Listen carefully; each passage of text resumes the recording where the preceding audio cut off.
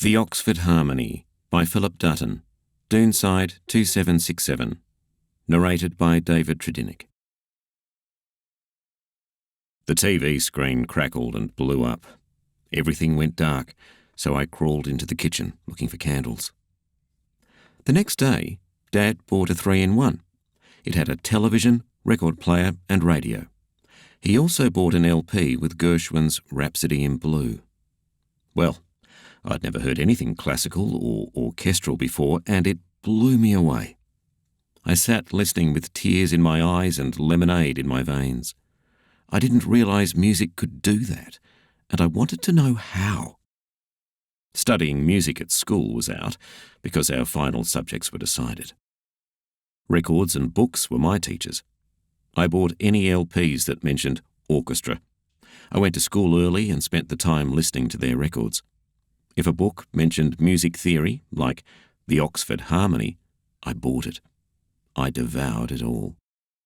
When we nominated our HSC exam subjects and levels, I included first-level music.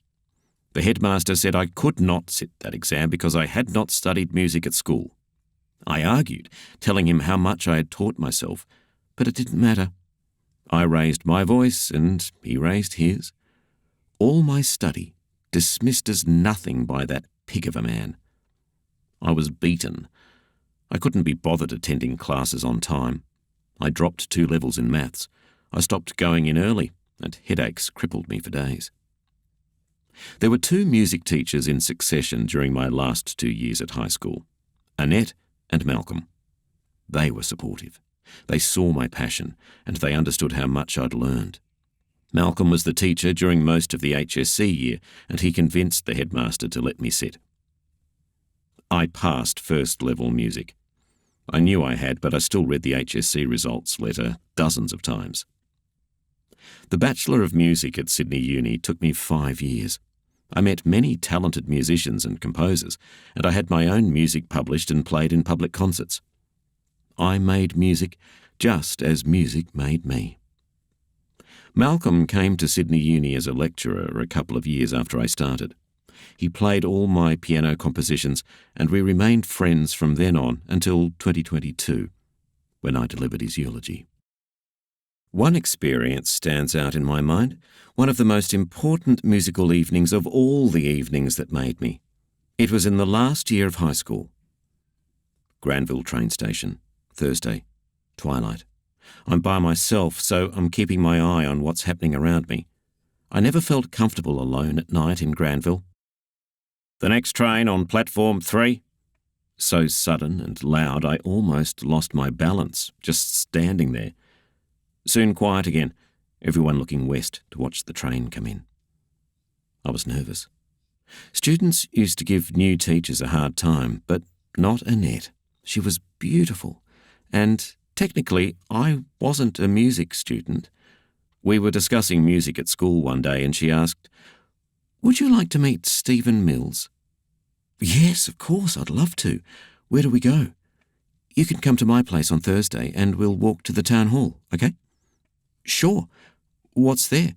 "Stephen does rehearsals with the Strathfield Symph every Thursday evening. Here's my address. Come about 6:30 or 7. The promised train arrived. It wasn't far to Strathfield, so I didn't bother sitting down, and I was too fidgety. I got out at Strathfield and stood on the path next to the station with my little hand-drawn map, trying to figure out where I was and how to get to Annette's place. I knocked on the door. "Miss Fulham, it's David here." Silence. "Oh, David, you made it. Good. Hang on a moment while I lock up." Annette went back inside for a few moments and then came out again. "All right, this way to the town hall. It'll only take about 10 minutes. "Won't he be busy with the orchestra?" "Well, it's rehearsals, so they're always stopping and starting. Anyway, I told him about you. He knows we're coming." I would love to have taken her hand, but that was impossible. She was a teacher. Annette had a beautiful mezzo-soprano voice. I wrote a song a couple of months before, and she memorised it. One of the music students played the piano part because I couldn't play piano then. I still can't.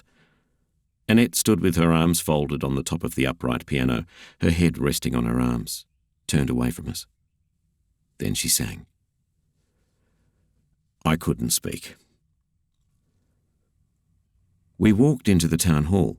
It was all open and almost empty. Annette and I sat close to the front and waited for the orchestra to take a break. Annette, nice to see you. Is this the young man you were telling me about? Yes, Stephen, this is David. David? Stephen.